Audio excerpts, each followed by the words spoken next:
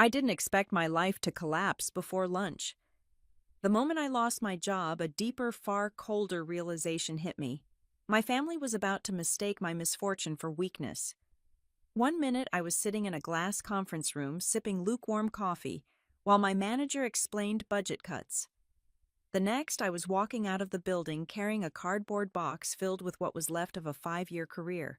They didn't even let me finish the week. "We'll handle the transition internally," he'd said, smiling like mercy. When I reached my car, I felt hollow, not angry. Losing a job wasn't new in this economy, but losing it this way felt personal. By the time I pulled into my street, the winter sun was fading, washing the neighborhood in cold gray. Home. The word had always meant safety stability until that afternoon. My phone buzzed with a message from my dad. "Family dinner tonight, 7 p.m. We need to talk." I stared at it, a knot forming in my stomach. The last time he'd said that he'd decided to redistribute family assets.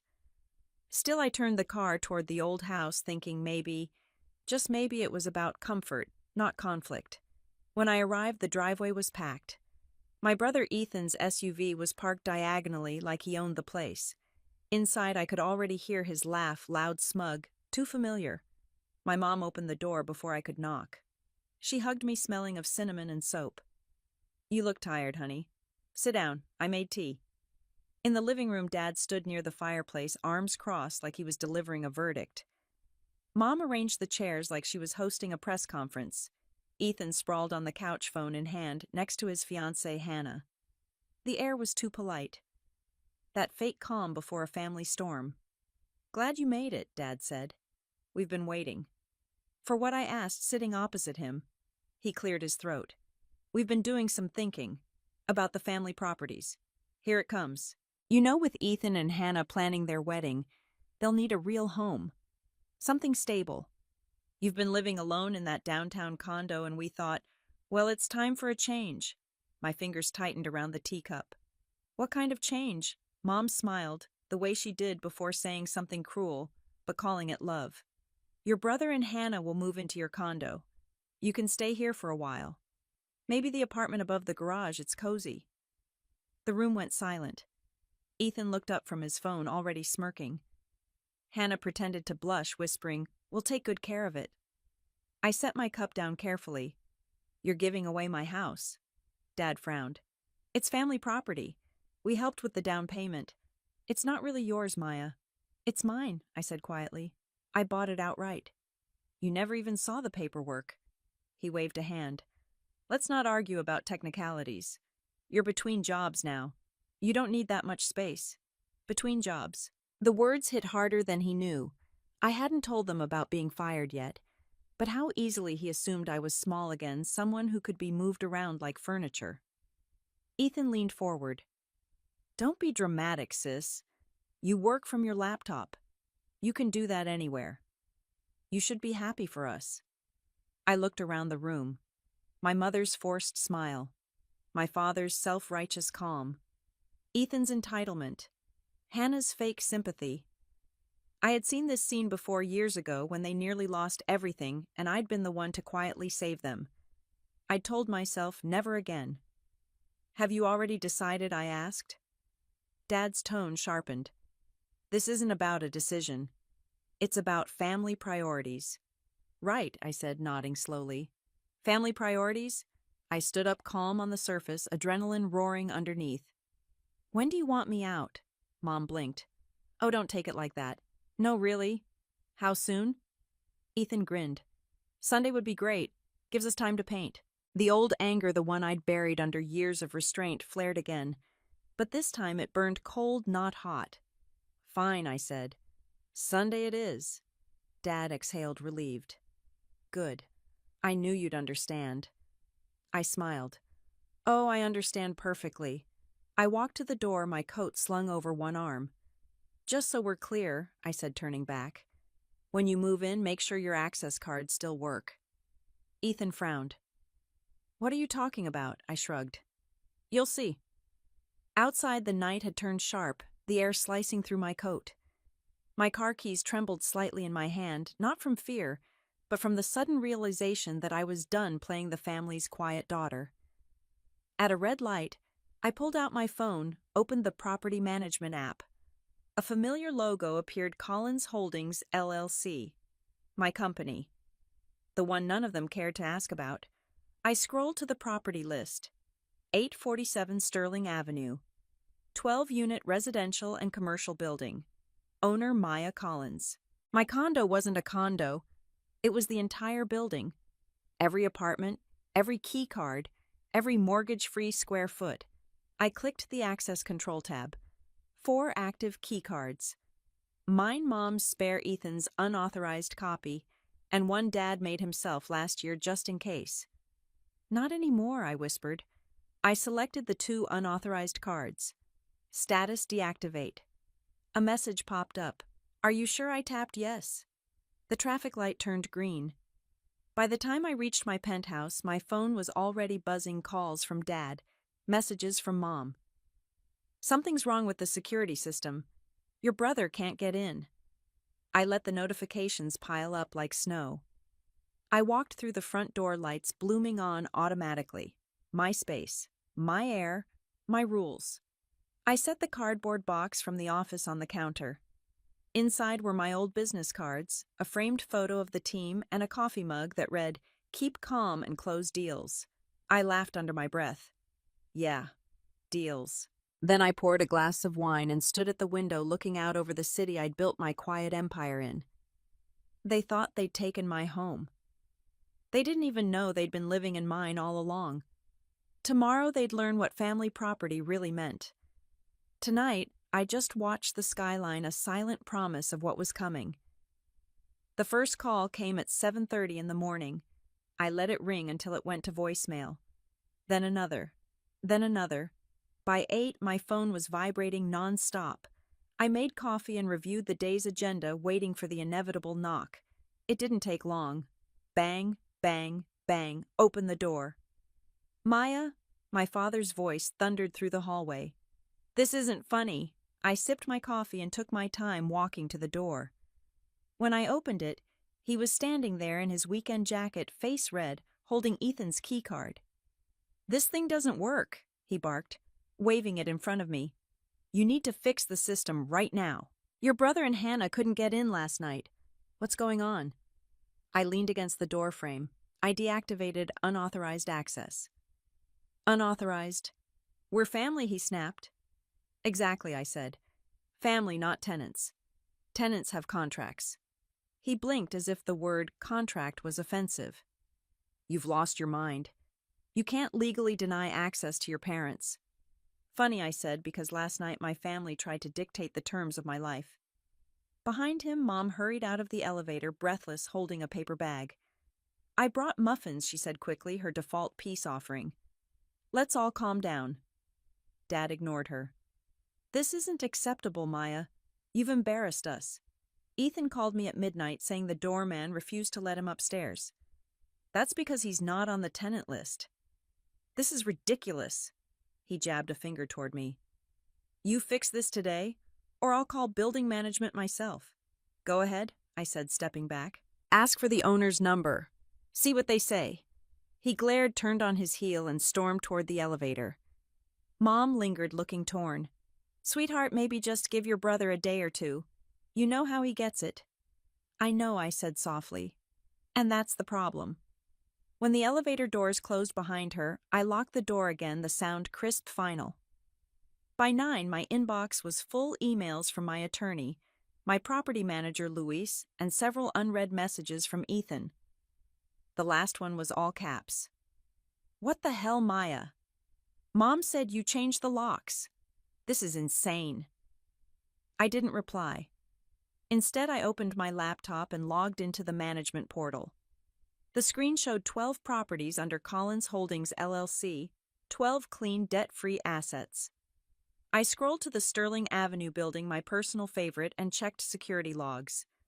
2 failed entries overnight. Both Ethan's cards. Perfect. Luis had sent a note beneath the log, unauthorized access attempts detected. Protocol executed. No breach.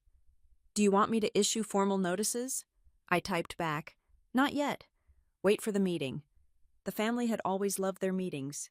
They treated them like royal councils, Dad presiding, Mom moderating, Ethan interrupting. But this time, it would be my meeting. By noon, the group chat exploded. Mom, everyone calm down. Ethan, Maya's gone psycho. Dad, I'll handle this. Hannah. We had plans to start moving this weekend. Me. You still can. Bring boxes. I put the phone face down and laughed quietly to myself. That evening, I met Luis at the cafe downstairs. He slid a tablet across the table. Everything's ready. The ownership records are crystal clear.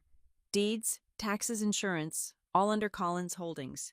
You're protected. Good, I said, scrolling through the files.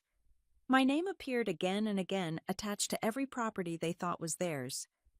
Luis raised an eyebrow. They really don't know. They never asked, I said. They assumed I was still that broke consultant who worked from a laptop in coffee shops. He nodded slowly. People see what they need to. Outside the window, the city glowed in the early evening haze. I remembered all the nights I'd worked past midnight, the deals I'd closed, the renovations I'd overseen, quiet victories no one in my family cared about. They called it computer work. Now those pixels were bricks, deeds, and leverage. When I got back upstairs, a new email was waiting from my father. Short, curt, classic him. We'll discuss this tomorrow at 6 p.m. Family meeting. Don't make it difficult. I almost laughed. Don't make it difficult. For years I'd swallowed my pride to keep peace. But now the truth had weight, tangible, notarized, and bulletproof. I closed my laptop and let myself enjoy the silence.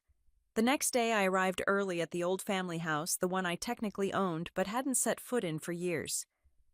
The front door was already open. Inside, Mom was arranging chairs like she always did, as if furniture could fix dysfunction. Maya, she said softly, thank you for coming. Dad stood by the fireplace again. Same stance, same authority pose. Ethan was on the couch, scowling, phone in hand. Hannah sat beside him, pretending to comfort, but clearly recording every detail for later gossip. I took my seat opposite them and folded my hands. All right, Dad began. Enough games. We're here to resolve this mess you've created. Ethan and Hannah are moving into your condo this weekend. You can stay in the garage apartment until you find something else. That's final. Is it? I asked. He bristled. Yes. You don't get to veto family decisions. I leaned forward. Then let me clarify something. I pulled out a folder from my bag, slid it across the table. These are property records from the county office. The downtown condo. The family estate. Ethan's house on Riverside. All owned by Collins Holdings, LLC. Ethan snorted. Yeah, and what's that supposed to prove? It's my company, I said. I bought every property 8 years ago. With my own money. For a second, silence swallowed the room. Then Dad laughed short, incredulous. That's absurd. Check the signatures, I said. You'll find yours on half the deeds. You sold them to me when the market crashed. I paid your debts, cleared the mortgages, and saved this family from bankruptcy. You're welcome. Ethan shot up from the couch. You're lying. Am I? I tapped the folder. Every tax bill, every repair, every insurance payment for 8 years, I've covered them all. You've been living rent-free in my houses, calling them yours. Mom's hand trembled as she lifted one of the papers. Maya, why didn't you tell us? Because the moment you knew I had money, I said, voice steady, it would stop being mine. Dad's face turned crimson. You think this gives you power over us? You can't just, I'm not taking anything, I interrupted. I already own it. But now we're going to make things official. I pulled out another folder, crisp and thick. These are new lease agreements. Market rate. 30 days to sign or vacate. Mom gasped. You wouldn't. Ethan slammed his hand on the table. You can't evict your own family. I met his eyes. Watch me. The words hung in the air, heavy and electric. For once, they didn't interrupt. I stood gathering my folders. The meeting was adjourned. As I walked out, I heard Mom's voice break behind me. Maya, please don't do this to us. I paused at the door, turned slightly. I'm not doing this to you, Mom. I'm finally doing something for myself. Outside, the evening wind was cool against my face. My phone buzzed again, Luis texting, "Everything filed. Notice is ready when you are." I typed back, "Send them Monday." Then I slipped my phone into my pocket, took a deep breath and smiled. For the first time in years, I wasn't angry. I was free. The eviction notices went out on Monday morning. Marcus, my attorney, handled it with the kind of calm efficiency that only comes from years of watching rich people panic when the law turns against them. By noon, my phone was lighting up like a Christmas tree. Calls, texts, voicemails, even emails from relatives I hadn't spoken to in years. The first voicemail was from Mom. Her voice trembled. "Maya, I just got this letter. It says we have 30 days to vacate. This has to be a mistake. Please call me." The second one was Ethan, furious. "You've gone insane. You think you can evict your own family. This is war." Maya. By the fifth voicemail, I stopped listening. I spent the morning at my office glass walls, quiet hum of productivity. People who respected boundaries because contracts made them. It was my sanctuary. My assistant poked her head in. "You have a visitor," she said carefully. "It's your father." Of course it was. I told her to send him in. He entered with that same self-importance that used to intimidate me as a kid. Not today. He slammed a stack of papers on my desk. "This is outrageous," he said. "You can't legally evict us. These houses belong to the family." "They belong to the person who owns them," I said, leaning back in my chair. "You deceived us." "I saved you," I corrected. "You were drowning in debt. You begged me to help." "I did. You signed the documents. You just never cared enough to read them." He looked stunned, almost small for the first time in my life. "You tricked your own father. You underestimated your own daughter," I said quietly. "There's a difference." He stared at me, jaw tight. "You think this is justice, making your parents homeless? You're not homeless, Dad," I said. "You're just not entitled." He snatched the eviction notice from the pile. "You'll regret this," maybe I said. "But at least the regret will be mine, not inherited." He turned to leave, but I stopped him. "By the way, I said you might want to check your bank records before making threats. The mortgage payments, property taxes, maintenance costs, you haven't paid a dime in 8 years. I have receipts." He froze, then stormed out without another word. When the door closed, I exhaled for the first time in hours. My hands trembled slightly, but not from fear, from release. By Tuesday afternoon, the story had started leaking. Someone, probably Ethan or Hannah, had gone public. A local news channel ran a segment, "Daughter of Local Family Serves Eviction Notice to Parents." The article was dramatic, full of sources close to the family claiming I'd turned on them after financial success. The comments section was predictable. "Ungrateful brat." "Money changes people." "What kind of daughter evicts her parents?" I didn't respond. I knew silence would infuriate them more than any defense ever could. But silence didn't stop the calls. My cousins, aunts, and even my godmother called to understand what really happened. What they wanted was gossip. I gave them nothing. That evening, Marcus called. "They're threatening to sue," he said. "Elder, abuse, fraud, family. Property rights, you name it. Let them," I said. "We have every document, every payment." He chuckled softly. "They won't win, but it's going to get ugly. It already is." After hanging up, I opened my laptop. The company dashboard glowed on the screen. 12 properties. 6 fully rented, 3 under renovation, 2 on the market, 1 the family estate still technically occupied by my parents. My empire built in silence, now roaring through headlines I never wanted. I fixed a small cup of chamomile tea and stared at the city below. They were fighting for comfort, for image, for control. I was fighting for peace. By Thursday morning, my inbox looked like a political campaign.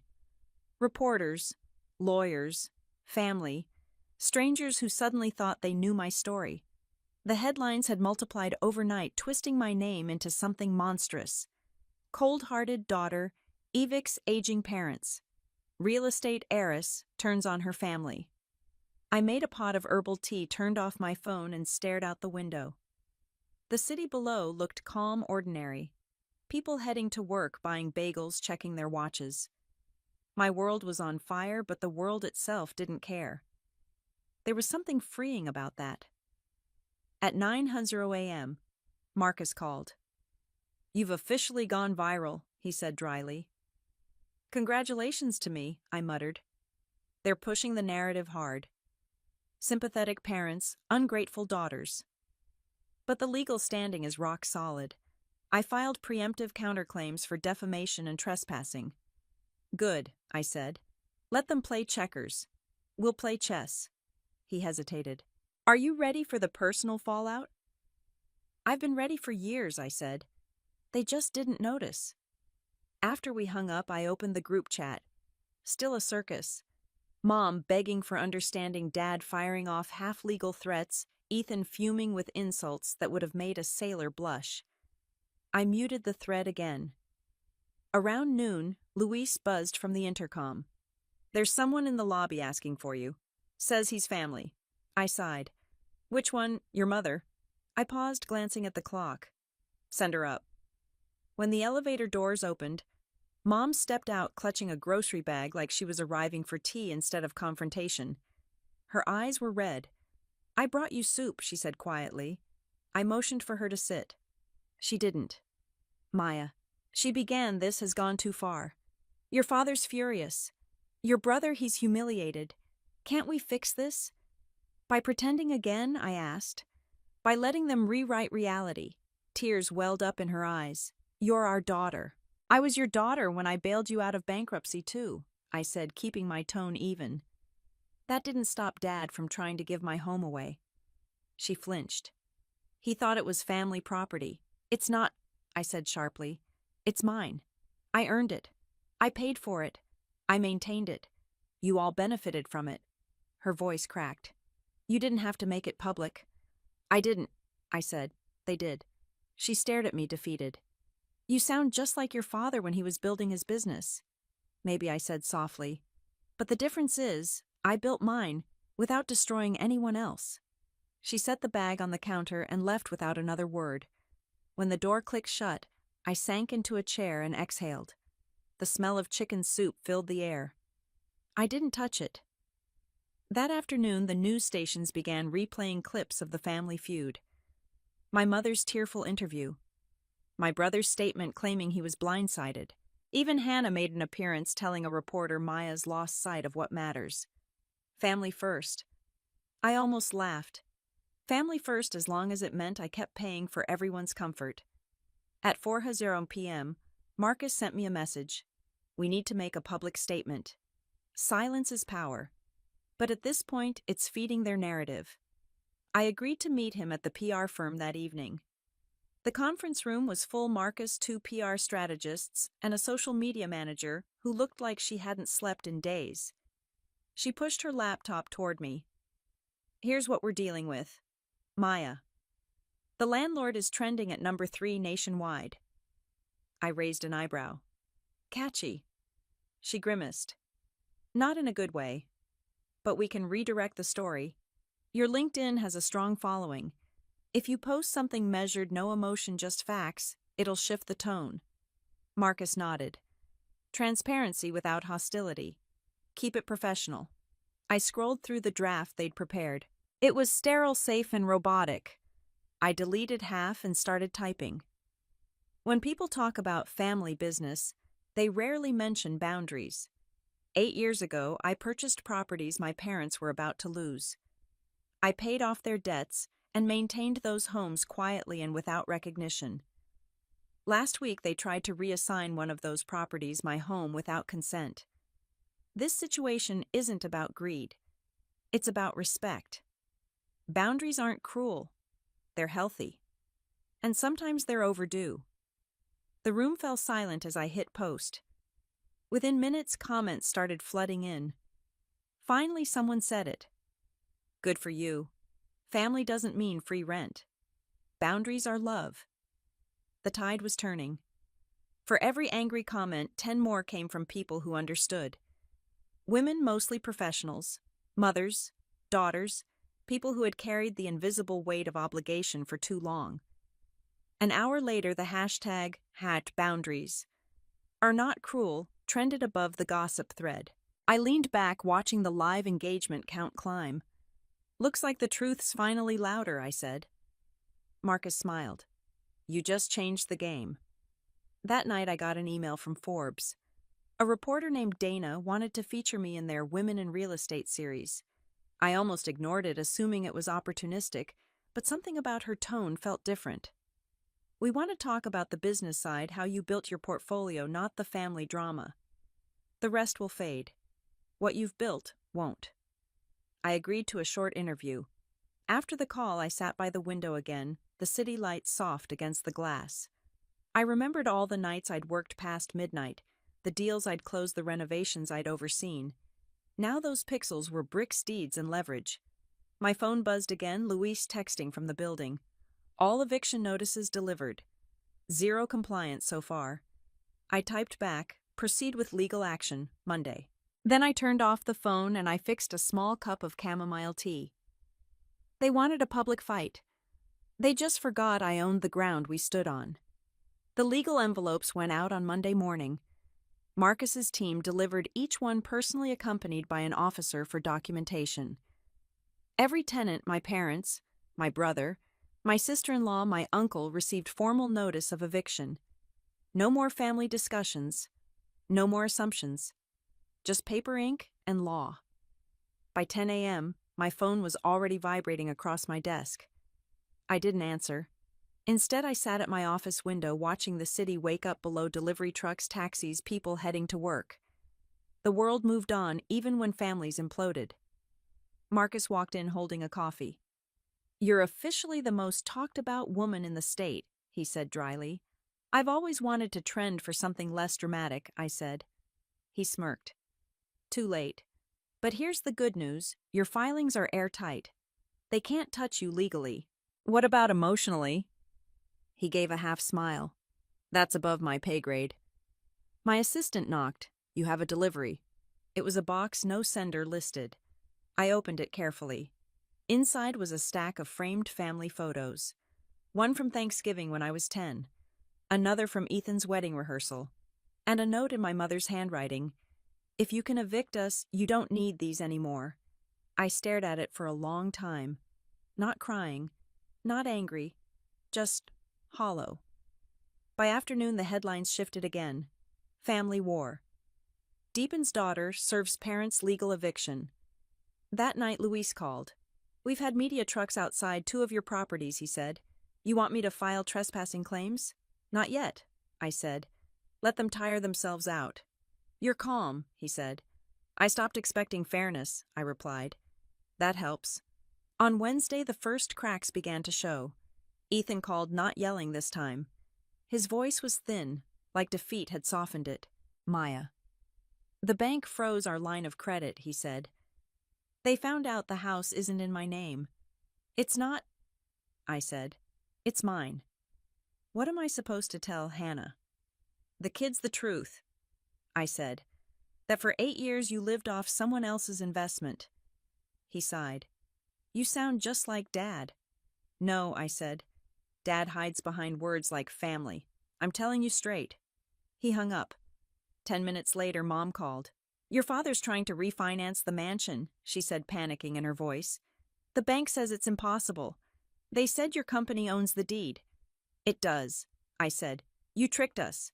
I saved you, I replied. You just never asked from what. She started crying. We'll be on the street, Maya. You have options, I said. Sign the lease. Pay rent. Stay. You'd make your parents pay rent. I'd make them accountable, I said. There's a difference. She hung up without another word. By Friday, Marcus's office was flooded with calls from reporters. He issued a statement. This is a private legal matter. Ms. Collins acted within her rights as owner of all properties in question. Any defamatory claims will be pursued. The tide began to shift again. The internet did what it always does. It found balance. A woman on LinkedIn reposted my story with the caption, "She drew the line." That's not cruelty. That's clarity. Within hours, thousands shared it. For the first time, the narrative wasn't just mine to survive. It was mine to lead. That weekend, I visited the lake cabin, one of the smaller properties, quiet and forgotten.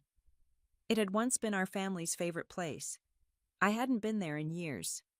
When I stepped inside, the air smelled like dust and memory. I opened the windows, letting sunlight spill across the floorboards. I sat on the deck, overlooking the water phone, off silence around me, thick and clean. For the first time, I let myself remember the version of a family that had once felt safe. The laughter, the birthdays, the ordinary chaos before ambition poisoned everything. Marcus had told me earlier that morning, once the notices expire, we'll move to the lease phase. They'll either comply or leave. Do you think they'll ever forgive me? I'd asked. He'd smiled faintly. Forgiveness usually follows understanding. Understanding follows reality. Now, watching the lake ripple under the wind, I realized he was right. The consequence wasn't punishment, it was reality. They were learning what I'd learned the hard way, that security built on someone else's sacrifice always crumbles. When the sun dipped low, my phone buzzed. A new email. Subject: request for lease terms. From Paul Collins, Dad. I exhaled long and slow. It wasn't peace, but it was movement. That night I drove back to the city. From the highway I could see the skyline, sharp, confident, unbothered by who lived where. My empire didn't look like power from a distance. It looked like survival was made visible. When I parked, my doorman handed me another envelope. "This came for you," he said. Inside was a handwritten note from Hannah. "We're moving out. You win. Enjoy your buildings." There was no signature, no bitterness left. Just exhaustion. I set the note on my counter and stared at it under the soft kitchen light. Winning didn't feel like victory. It felt like exhaling after holding my breath for years. I poured a glass of wine, walked to the window, and whispered to no one. This isn't about winning. The city lights flickered in the glass. Somewhere out there, my parents were reading a lease agreement. My brother was learning how to live without shortcuts. My name for once wasn't being used as currency. And for the first time, my world was quiet, stable. Not because everything was fixed, but because the noise no longer owned me. The consequences had arrived. And finally, they belonged to everyone. 30 days passed faster than I expected. The notices expired. The lawyers filed their confirmations. And one by one, my family vacated what they'd once called their homes. By the first week of March, the mansion was empty. The curtains still drawn, the flower beds overgrown, the silence almost theatrical. Luis sent me pictures for the record rooms, stripped bare, furniture gone, only echoes left behind. He texted keys collected. Property secure. I stared at the images for a long time before replying. Thank you. Schedule inspection next week. The next property to clear out was Ethan's. He'd lasted the full 30 days, pushing the deadline, trying to guilt me through silence. The day after he moved out, a locksmith replaced the codes. Hannah sent one last message. "You got what you wanted. I hope it's worth it." I didn't answer. Because she was right. It was worth it, but not in the way she meant. Marcus called that afternoon. "You're officially the landlord of 6 empty properties and 4 occupied ones. Congratulations, you've survived the fallout." "Survival isn't the same as solitude," I said. "Then you're halfway there," he replied. We met for coffee later that week to finalize the lease terms for new tenants. He slid a folder across the table. Market rates, background checks, professional rent, real income. I nodded. "Let's move forward. I want everything legitimate. No favors, no family." He smiled slightly. "You're turning this into a proper enterprise. Collins Holdings is no longer a rescue mission, it's a legacy." Legacy. The word is different now. It used to mean sacrifice. Now it meant ownership in every sense. After he left, I sat there with my coffee cooling beside me and realized something strange. I didn't feel angry anymore. I wasn't even sad. Just quiet. The media storm was dying down, replaced by fresher scandals. The world had moved on, but my inbox hadn't. Every day brought new messages from people I didn't know, women mostly telling me their stories. I cut off my brother after he drained my savings. My parents used my credit for years. I finally said no. Thank you for showing that boundaries don't make us bad daughters. Their words filled the space my family used to occupy. It didn't fix what was broken, but it softened the edges. Then one evening, I received an email with a subject line that froze me in place. Dinner invitation. It was from Mom. Your father and I moved into the house on Maple Street. We're adjusting. We'd like you to come for dinner next Friday. No talk about property, just dinner. I read it twice, 3 times. My hands didn't shake. My heart didn't race, but something deep in my chest tightened. I replied, I'll think about it. She answered almost immediately, That's all I ask. The week before that dinner, I threw myself into work. My company was expanding new acquisitions, new clients, new possibilities. The Forbes feature had gone live, the headline bold across the homepage, The Woman Who Built an Empire in Silence. They didn't mention the feud, the eviction, or the noise. Just the numbers, the vision, the work. I spent 2 hours reading the article in disbelief. Dana, the journalist, had captured what I'd never been able to say. Maya Collins doesn't build to prove something. She builds because no one else believed she could. That line stayed with me. I saved it. Not for pride, but for reminder. The night before dinner, Ethan called. It was the first time I'd heard his voice in weeks. I heard Mom invited you, he said, his tone cautious. She did. You going? I haven't decided. He exhaled. You should. Dad's been different lately. Quieter. Not softer, but less angry. Maybe reality does that, I said. Maybe, he murmured. Then after a pause, for what it's worth, I get it now. Get what? All of it. The rules, the distance, the boundaries. Hannah and I moved into a smaller place. We pay rent. We're fine. It's strange, but we're fine. Something in his voice, humility, maybe even pride, made me smile. That's good, Ethan. I guess we all had to learn the hard way. We always do, I said. Before hanging up, he added quietly, You should come tomorrow. Mom would like that. Friday came. I spent the day restless, distracted. The drive to Maple Street was short but felt longer. When I arrived, the house was modest, a 3-bedroom rental I owned but never lived in. The porch light flickered. The smell of baked apples drifted through the air. Mom opened the door wearing a soft sweater instead of pearls. You came, she said, her smile small but real. Yeah, I said. I came. Inside the table was set simply no silver platters, no performance. Just roasted vegetables, apple pie, and the hum of quiet reconciliation. Dad looked up from pouring tea. His face was older, worn in a way I hadn't noticed before. Hi, Maya, he said. Hi, Dad. For a few minutes we ate in silence. Then Mom said softly, We signed the lease. I nodded. I saw the deposit. She smiled faintly. It's strange paying our daughter rent. It's fair, I said. Dad set down his cup.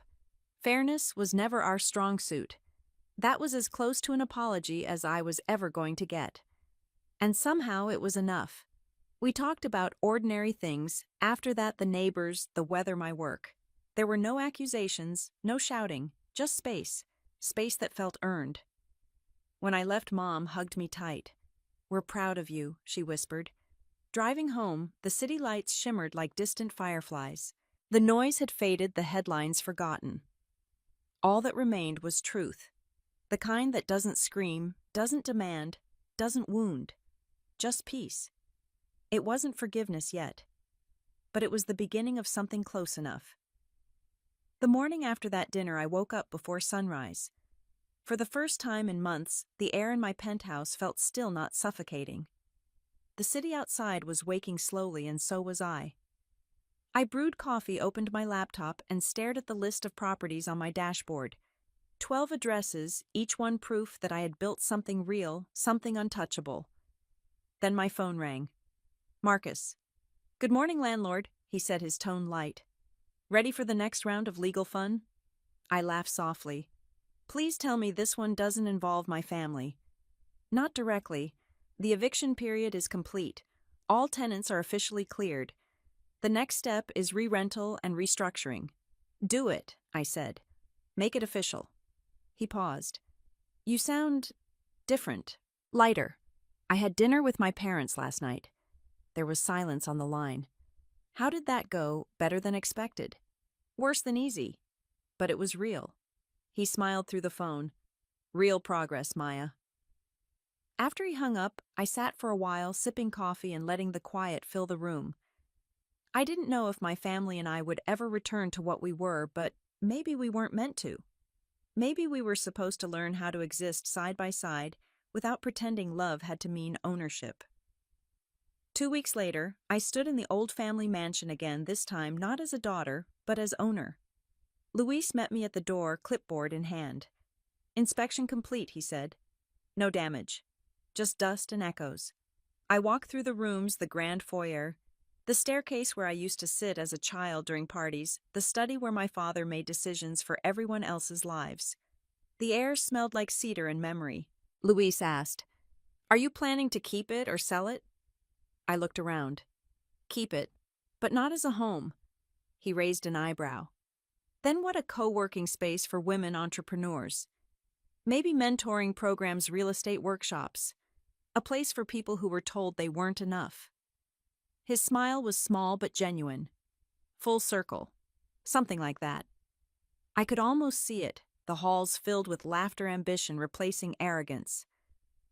It felt right cleaner somehow.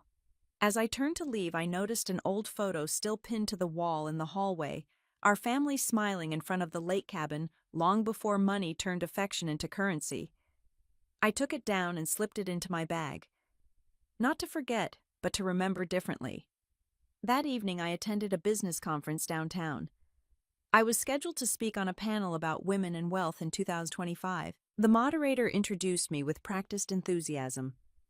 Next up, we have Maya Collins, CEO of Collins Holdings, recently featured in Forbes for her groundbreaking approach to property reinvention.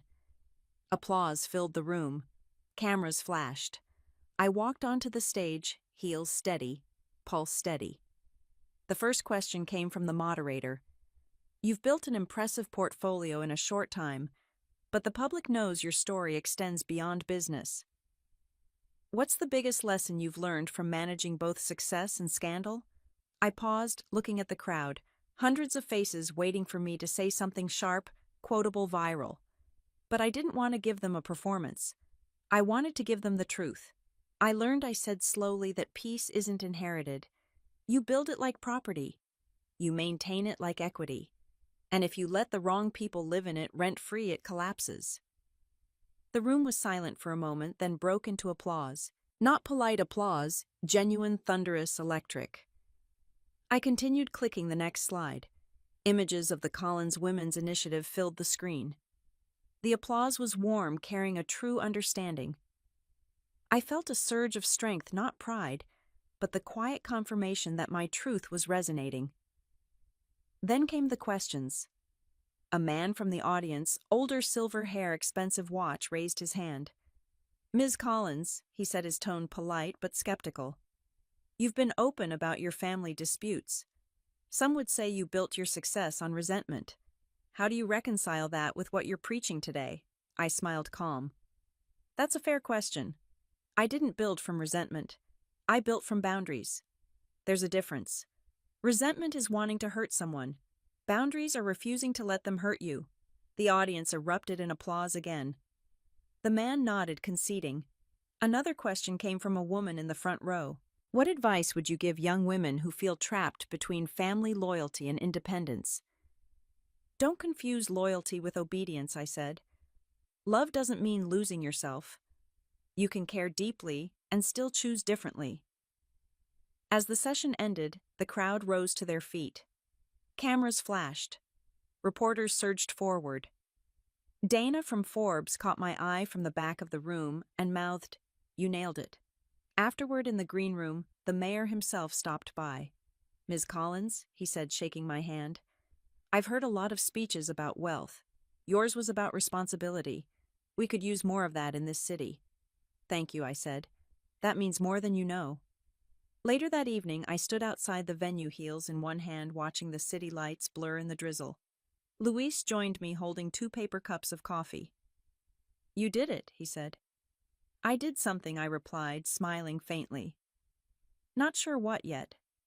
"You changed the narrative. You turned a scandal into a statement." I looked up at the skyline. Maybe I just stopped apologizing for being the one who learned faster. He handed me the coffee.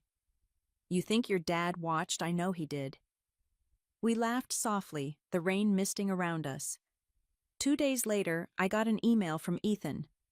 Dad won't say it, but he's proud. He watched the summit twice. Said your speech reminded him of Mom when she was your age before life got complicated. He asked if you'd consider coming for Thanksgiving this year. I stared at the screen. Thanksgiving. The word carried years of tension of cold dinners and forced smiles. But maybe this time could be different.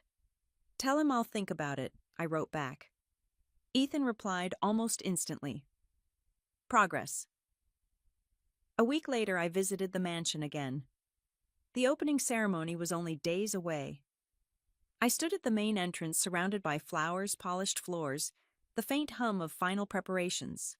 A volunteer, a young mother from the mentorship program, walked up to me. "I just wanted to say thank you," she said. "Before this, I didn't think women like me belonged in places like this." I smiled. "You do now. You always did.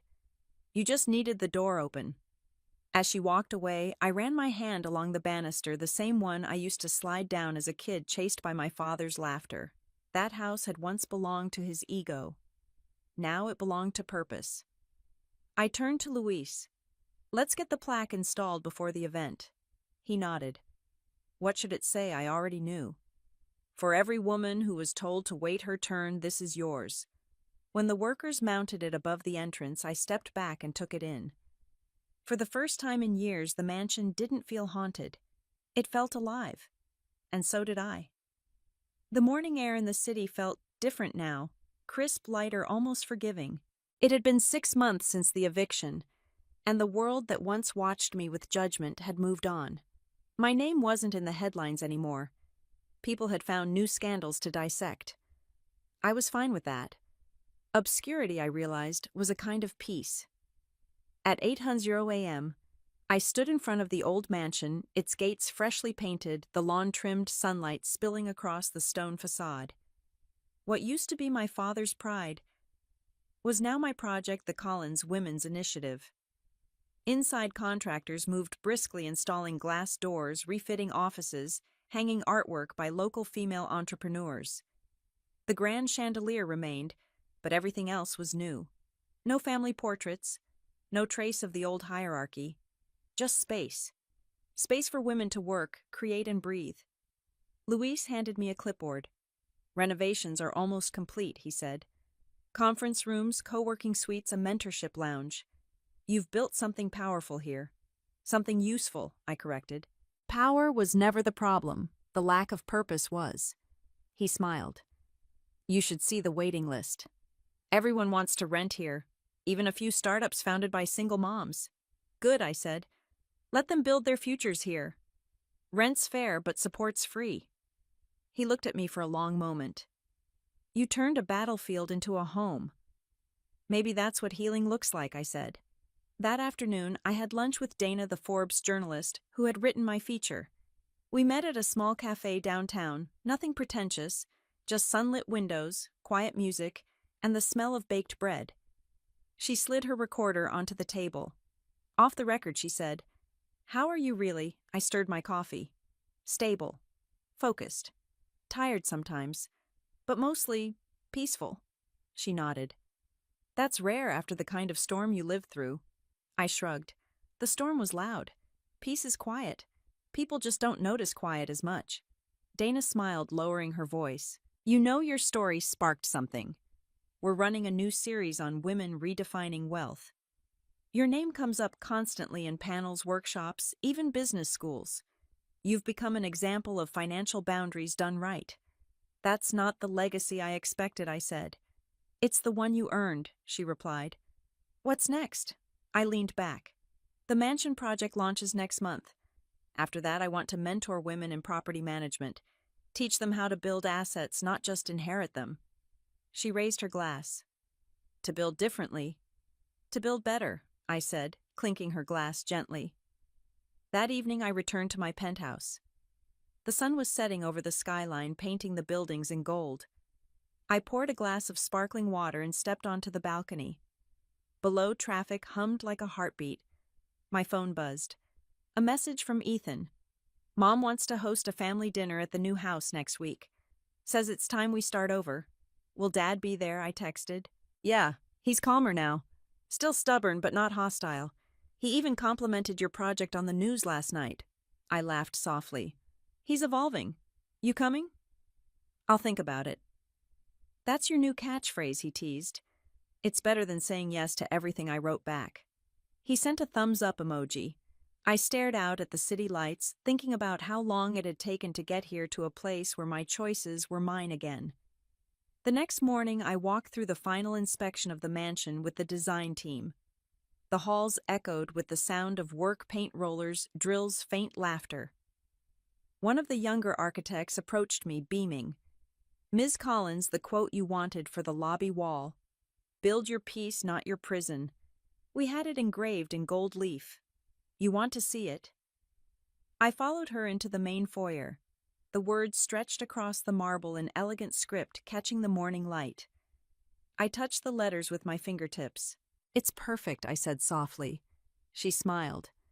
You really believe that, don't you? That we can build peace? I looked at her. If we couldn't, I wouldn't be standing here. As she walked away, my phone rang again, an unknown number. I almost ignored it, but something made me answer. Ms. Collins, a male voice said. This is Thomas Green. I'm with the City Development Board. We're hosting a summit next quarter on ethical real estate and urban renewal. We'd like you to speak. I blinked. You're serious. Very. Your project is exactly what we want to highlight. You're redefining what ownership means in this city. I hesitated, glancing around the mansion, the workers, the art, the sunlight. All right, I said. I'll do it. When I hung up, I realized my hands were trembling. Not from fear. From disbelief that after everything, the noise, the anger, the exile, my name was being associated with creation instead of conflict. That night I visited the lake cabin again. It became my ritual whenever something new began. I sat on the deck wrapped in a blanket, listening to the water move softly against the shore. My phone buzzed, another text, this time from Dad. Your mother tells me you're turning the mansion into a community center. I was angry at first. Then I thought about it. Maybe it's the first good thing that house will ever do. For a long time I didn't respond. Then I typed, maybe it's the first time it's truly serving family. He didn't reply, but I didn't need him to. The silence between us no longer felt hostile. It felt like space wide enough to start again. I lay back on the deck, watching the stars scatter across the sky, reflections trembling on the dark water. The wind was cool, the air sweet with pine. Everything I had lost, trust, approval, belonging, had made space for something greater: truth, purpose, peace. The rebuilding wasn't just about property. It was about people, about me.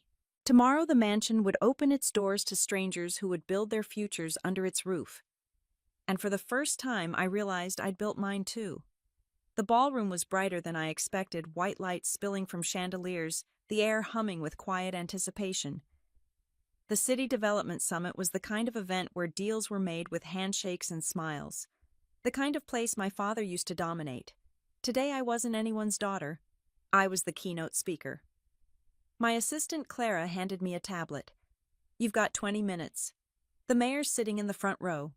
Forbes is live streaming the entire segment. Perfect, I said, though my pulse thudded hard in my chest. As people filed in, I caught sight of the promotional banner on the wall, Building Integrity, the Future of Urban Real Estate. Beneath it, my photo, smiling, confident mid-speech. It was surreal. Luis appeared beside me. You ready? I nodded. Let's build something. When I stepped onto the stage, the applause hit like a wave. For a moment I couldn't breathe, not from nerves, but from the sheer weight of what it meant to be here, standing in front of the same kind of people who once doubted me. Good morning, I began.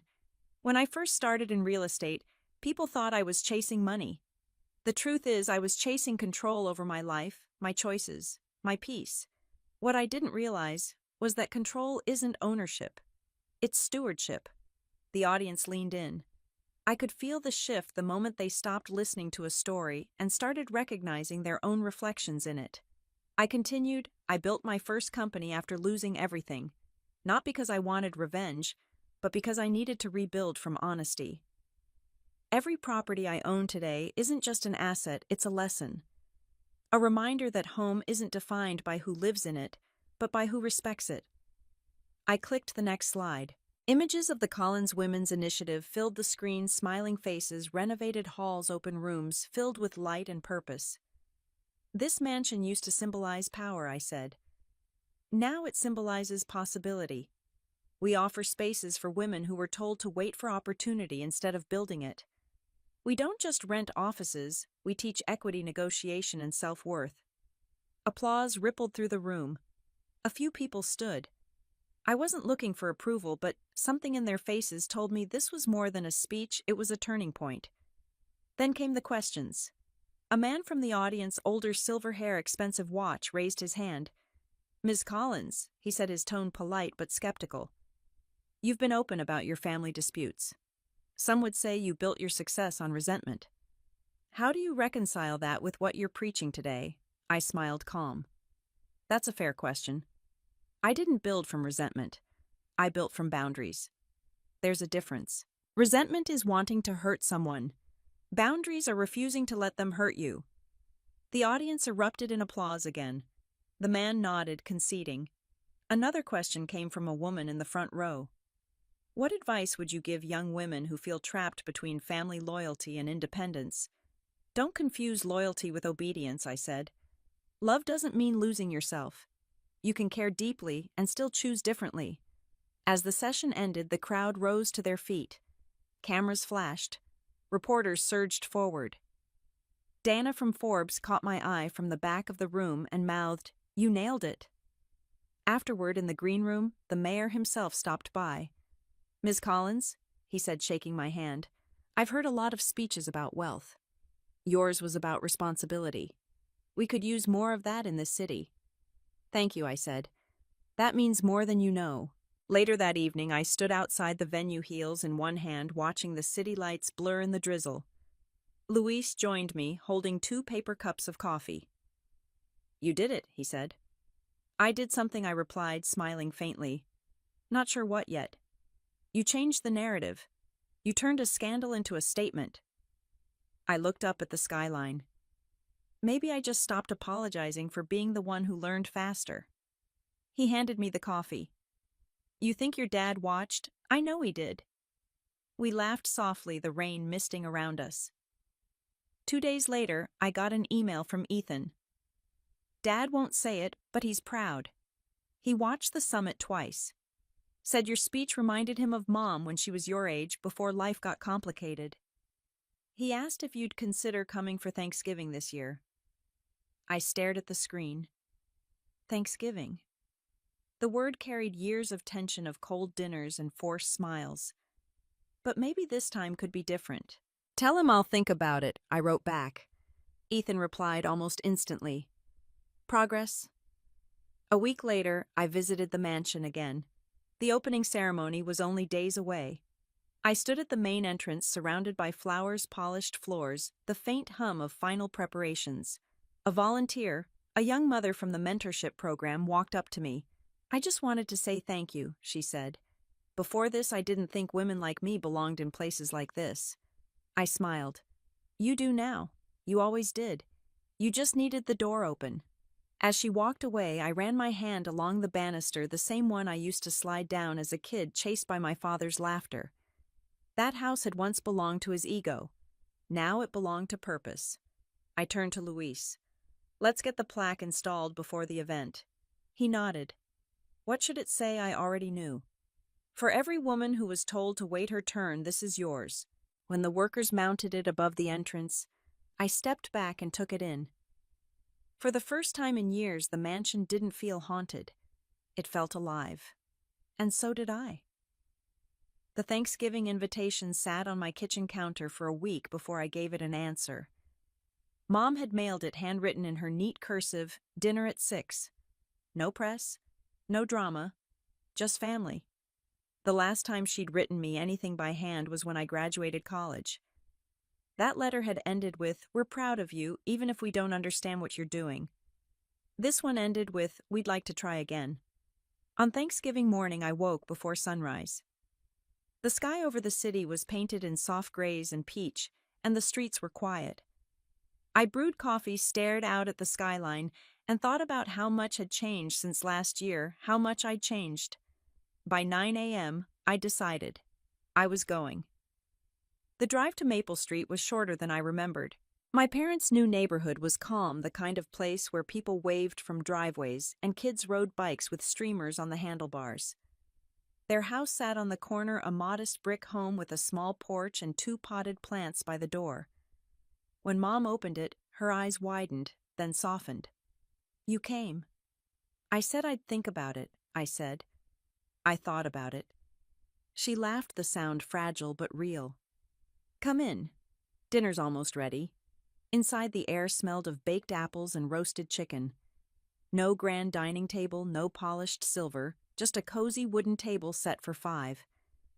Ethan and Hannah were already there, their kids playing quietly in the corner. Dad was in the kitchen carving meat with slow, careful movements. When he saw me, he paused, knife still in hand. "Maya," he said, nodding once. "Dad." He looked older, smaller somehow, but calmer. The anger that used to radiate from him like heat was gone. In its place was something quieter, acceptance maybe, or just exhaustion. We sat down to eat. For a while, it was quiet except for the clinking of forks. Then Ethan broke the silence. "So the Collins Women's Initiative. It's all over the news. The mayor called it one of the best redevelopment projects in the city." I smiled slightly. "That's what happens when you let women design the future." Mom chuckled softly. "We watched your summit speech. You were incredible." Dad didn't speak. He focused on his plate, methodically cutting and chewing. Then halfway through dinner, he set down his fork. "I watched it too," he said finally. "Twice." The room went still. He took a breath. I didn't like hearing some of it. But I needed to. "You were right about everything. About me. About what we did to you." Mom reached over, touching his arm gently. He didn't pull away. "I spent years thinking I was protecting this family," he said, voice rough. "But I was just controlling it. I called it leadership. It was fear. Fear that if I wasn't in charge, everything would fall apart." I swallowed hard. "It didn't fall apart, Dad. It just stopped depending on you." He nodded slowly. "And that's what scared me most." For a moment, there was nothing but silence. Then he looked up. "I don't expect forgiveness. I just wanted you to know I finally understood what you were trying to do." The lump in my throat burned, but I forced a smile. "That's all I ever wanted." Mom exhaled, tears pooling in her eyes. "This is the best Thanksgiving we've had in years." Ethan raised his glass. "To new beginnings." We clinked glasses. For the first time in a long time, the sound didn't echo like a performance. It felt like peace. After dinner, while Mom packed leftovers, Dad motioned for me to join him on the porch. The evening air was cool, carrying the scent of rain. He leaned on the railing. "You know, your grandfather built that mansion with his own hands. He used to tell me a man's home was proof of his legacy. I thought keeping it in the family was the same as honoring him." I folded my arms. "And now? Now I think legacy isn't what you keep. It's what you create." I turned to him, surprised. "You sound like me." He laughed softly. Maybe I finally started listening. We stood in silence for a moment. Then he said quietly, "Your mother and I signed a longer lease. We'll stay here a while. It's enough for us. Peaceful." "I'm glad," I said. He looked at me, eyes glinting in the porch light. "You know, when I saw that mansion in the papers, I thought I'd hate what you'd done to it. But when I read about what it's become, I was proud. I just didn't know how to say it." My chest tightened. "You just did." He smiled a real one, small but steady. Thank you, Maya, for saving us even when we didn't deserve it. I looked out at the quiet street, the glow of the lamppost stretching across the pavement. I didn't save you, Dad. I saved myself. You just came along for the ride. He laughed again, the sound lighter this time. Fair enough. When I drove home later that night, the city lights shimmered against the windshield. I rolled down the window, letting the cold air sting my face. My phone buzzed Ethan again. Mom says you left your pie. We're calling it interest for the emotional damage. I smiled and texted back, Keep it. I've got more recipes. Are you coming for Christmas? He replied. We'll see. That's progress. I laughed quietly, setting the phone aside. The skyline loomed ahead, bright and alive. Somewhere between the family I'd left and the life I'd built, I had found balance. Not the kind that looked perfect from the outside, but the kind that finally felt real. Thanksgiving had given me something I didn't expect: closure without bitterness, forgiveness without surrender. And as the city lights blurred past, I realized the road home didn't end where I thought it did. It just looked different now. Snow dusted the edges of the city like powdered sugar when I woke up that morning. The holidays were approaching fast, and for once I didn't dread them. My calendar was full: meetings, mentorship interviews, investor calls, but there was a strange calm beneath the busyness, the kind of calm that comes when you've stopped living for other people's approval. At noon, I had a meeting at the Collins Women's Initiative. The first floor buzzed with life women in sharp blazers, freelancers with laptops, the sound of espresso machines and laughter spilling through the hallways. The mansion was alive again, not as a symbol of family pride, but as proof of collective purpose. Luis met me near the grand staircase. The city inspectors signed off this morning, he said. We're officially certified for public events. I grinned. Good. Let's host a holiday fundraiser before Christmas. Food drive, charity auction, the works.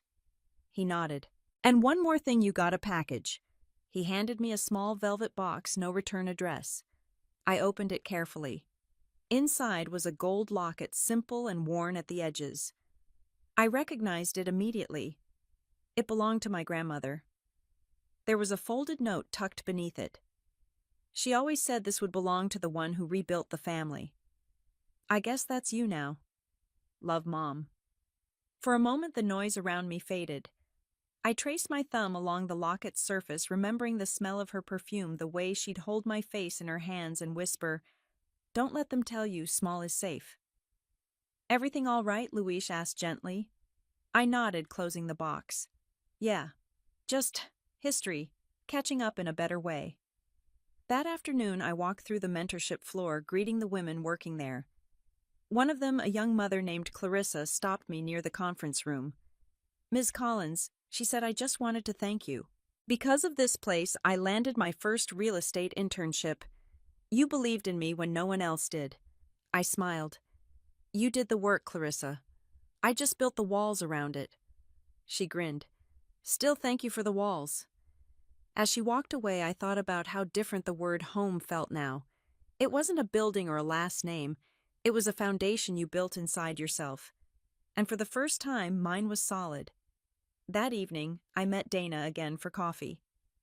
She slid a magazine across the table, Forbes, the latest issue. My photo was on the cover. The Real Estate Revolution: How One Woman Rebuilt Wealth, Legacy, and Herself. I blinked at it. That's dramatic, she laughed. It's true. You didn't just rebuild property, Maya. You rewrote the definition of inheritance.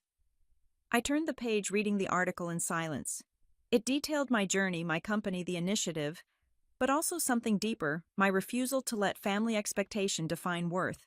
You know, Dana said, leaning in, people keep asking me what happened to your family. I tell them what you told me, that some things don't need to end with forgiveness. They just need to end with peace. I nodded. That's still true. Before leaving, she handed me another envelope. A gift from Forbes. We're hosting a leadership conference in the spring. We want you to headline it. Me again, she smiled. You're not just a story anymore. You're an example.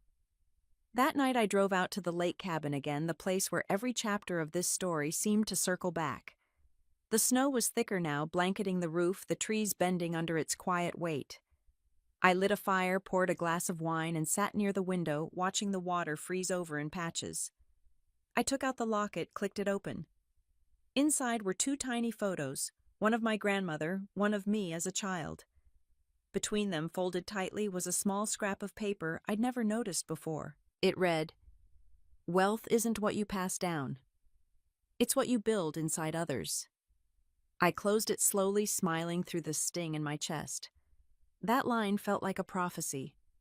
My grandmother hadn't known what would happen, but somehow she'd known this. That one day someone would have to burn down the illusion of family in order to build something truer from the ashes. The fire popped softly, throwing orange light across the cabin walls. My phone buzzed. It was a message from Mom. "We're thinking of visiting the mansion next week, just to see it. No speeches, no arguments, just pride." "You're welcome anytime," I replied. Then she added one more line. "Your father wants to donate to the scholarship fund. Says it's time he started paying rent too." I laughed quietly, shaking my head. Maybe redemption didn't come in one grand gesture. Maybe it came in slow steps, hesitant and humble.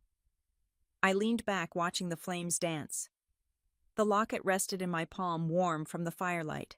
My family hadn't been destroyed, they'd been dismantled piece by piece until only the truth remained. And somehow, that was enough. Outside, the snow kept falling. The world was soft, muted calm. I whispered into the quiet, half to my grandmother, half to myself. "You were right. Small was never safe." When I closed my eyes, I didn't see the mansion or the money or the anger. I saw women laughing in bright offices, a mother paying rent proudly, a brother learning humility, a father finally silent in peace. That was the real inheritance, and it was worth more than any house I'd ever own. The first snow of the new year fell heavy over the city, muffling everything in white. From my penthouse window, I could see the skyline stretching out in silence, the lights glowing softer under the storm. It was January 2nd, exactly 1 year since I'd walked into that family meeting that changed everything. A full year since I'd lost my job, returned home and found my father giving away my house. A full year since I'd stopped being the daughter who stayed quiet to keep the peace. Now the only thing I gave away was opportunity, and it was earned, not owed. At 9 a.m., I arrived at the Collins Women's Initiative for our first annual winter conference. The mansion was alive with energy women in sleek coats carrying laptops, volunteers setting up name tags, soft jazz playing through the lobby. Luis met me by the staircase.